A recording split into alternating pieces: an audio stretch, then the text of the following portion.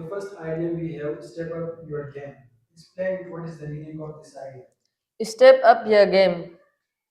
It's mean to performance better. To start performing better. इसका मतलब उर्दू में ऐसे कह सकते हैं कि किसी चीज़ की कारकर्दगी को बेहतर करना, अच्छा करना. Example, Ali better step up her game if he wants to make big in basketball. Ali को अपनी कारकर्दगी को बेहतर करना होगा अगर वो बास्केटबॉल में कुछ बड़ा बनना चाहते हैं, आगे बढ़ना चाहते हैं. कट कॉर्नर्स हम इस्तेमाल करते हैं जैसे कि to do save time, to do something to save time और money.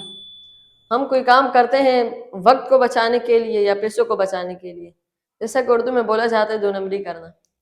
Example, Stephen is always tempted when time is short.